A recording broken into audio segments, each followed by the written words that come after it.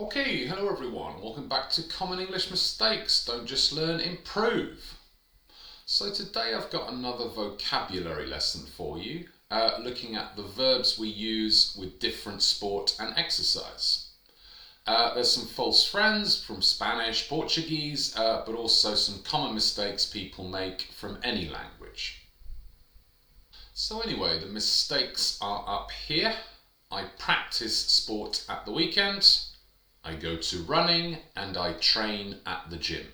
So just pause the video and try to correct the verbs.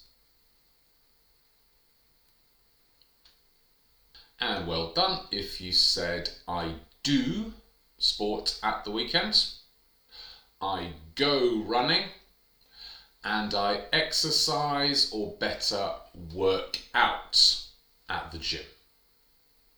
So firstly, to talk about sport or exercise in general, the verb we want to use is do, which can refer to football, running, athletics, CrossFit, etc. We can play sport, but only specific sports, which we're going to look at next.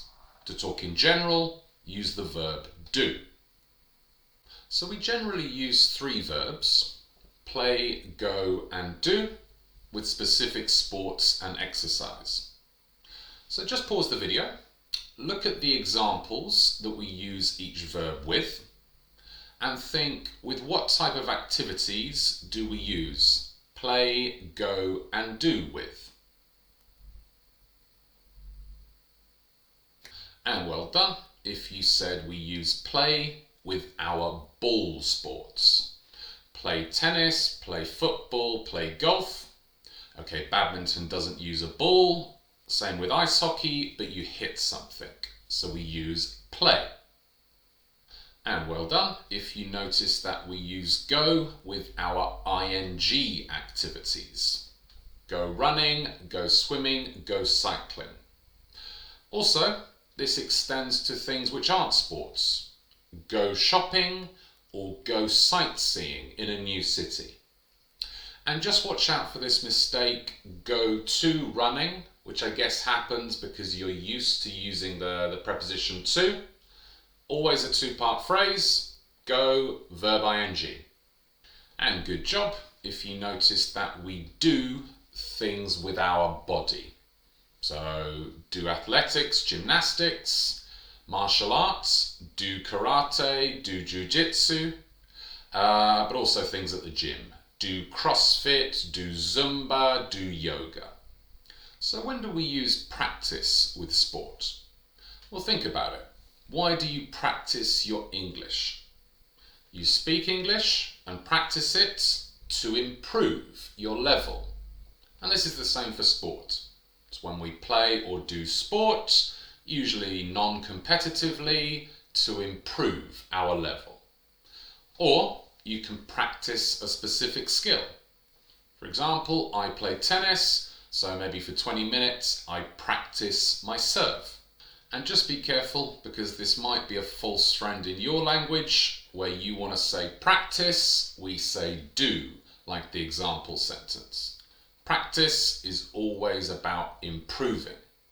So what about train?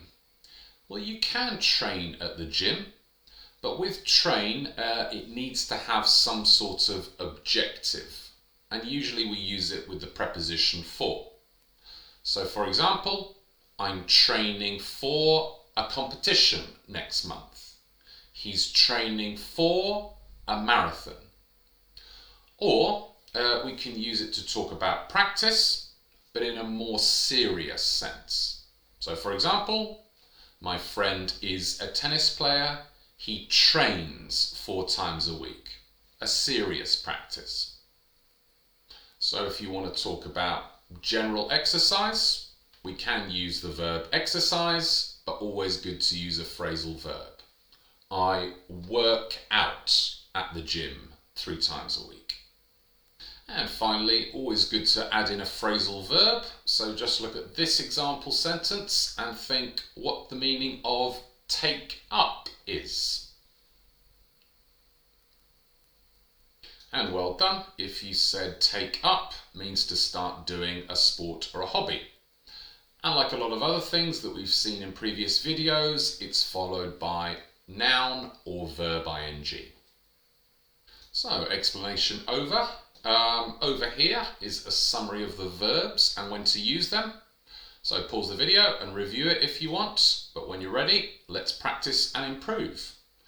Just pause the video and put the correct verb into these sentences, and you might have to change the form of the verb, past, ing, etc. And well done if you said the last time I went swimming was at the beach in the summer. It's important to practice catching if you play cricket. I didn't like doing gymnastics at school. My football team practice, or better train, once a week, so we're ready for our matches. I want to take up climbing, start doing climbing. And finally, I like to work out in the park by doing CrossFit. Could say exercise, but always better to use a phrasal verb. So now just pause the video and write, say, or discuss the same sentences for you.